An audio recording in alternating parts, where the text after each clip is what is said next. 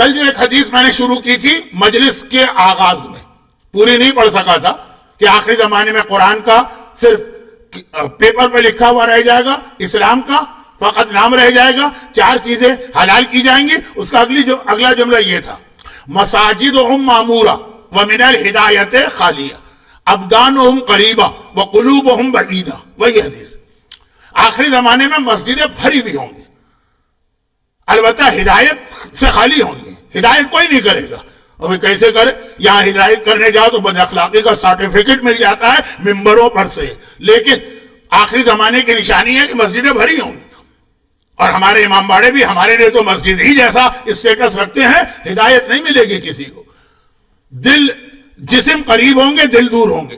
اب یہ جو جملہ ہے کہ مسجدیں بھری ہوں گی، تو روایت یہ ہے کہ آخری زمانے میں دنیا میں مومنین کی تعداد اور مسلمانوں کی تعداد اتنی بڑھ جائے گی کہ مکہ شہر وہ مدینے سے جا کے مل جائے گا. مکہ مدینہ ایک شہر بن جائیں گے. یہ ابھی ذرا مشکل لگ رہا ہے کیونکہ درمیان میں 400 کلومیٹر آج بھی ہیں اور خالی. اب یہ روایت بھی بہت اہم ہے کیونکہ اس سے کچھ مسائل میں شریعت کے مسائل حل ہوئے ہیں. راوی نے کہا کہ مولا آج موجودہ زمانے کا حکمران چھٹے امام کے زمانے میں وہ خانہ کعبہ کے صحن کو بڑا کر رہا ہے، مسجد کو بڑا کر رہا. تو جو ثواب آپ کے بزرگوں نے بتایا تھا، ثواب یہ جو نئی مسجد ہے جو بڑھ گئی ایکسٹینشن، اس میں بھی یہ ثواب ہے. کہا یہ مسجد اگر یمن تک پہنچ جائے تو ثواب بھی وہاں تک پہنچ جائے گا. اور پھر اس میں یہ تھوڑی وضاحت آئی مکہ مدینہ. اور پھر کہا کہ آخری زمانے میں جب امام آئیں گے نجف و کربلا مل جائیں گے. نجف و کربلا تو آج تقریباً مل گئے. 60-70 کلومیٹر کا فاصلہ، مسلسل آبادی نظر آ رہی ہے. جتنے نئے پروجیکٹ ہیں وہیں پہ بن رہے ہیں. مکہ مدینہ مل جائیں گے. وہ ذرا ابھی ہم کو دور لگ رہا ہے کیونکہ 400 کلومیٹر خالی پڑے. لیکن مکہ مدینہ، اور اس کے لیے ایک چھوٹی سی بات عرض کر دوں، 2 بالکل الگ شہر ہیں. بالکل الگ شہر. ان کے مسئلے بھی بالکل الگ ہیں. یہ وہ شہر ہیں جن کے واجبات کے مسئلے ہیں اسلام میں، اور وہ الگ الگ ہیں. لیکن آج وہ اس طرح سے مل کے رہ گئے کہ اگر آپ کسی سے پوچھیں کہ بتاؤ یہ شہر کہاں ہے، وہ شہر کہاں ہے، وہ نہیں بتا سکتا.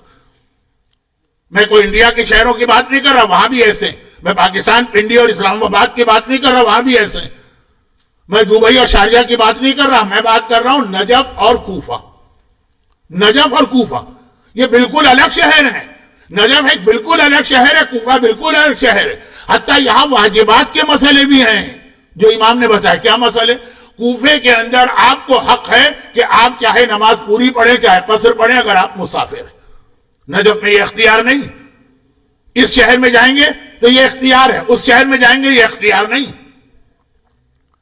مسجد سہلہ کوفے کے اندر ہے.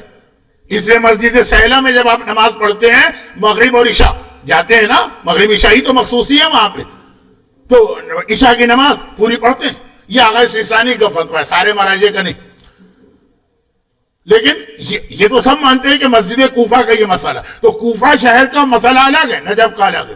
آج دونوں اس طرح مل گئے کہ کسی سے آپ پوچھیں کوفہ ختم کہاں ہو رہا ہے، نجف شروع کہاں سے ہو رہا ہے، وہ نہیں بتا سکے گا. تو یہ تو مولا کے دونوں شہر مولا کے. نجف بھی علی کا ہے، کوفہ بھی علی کا.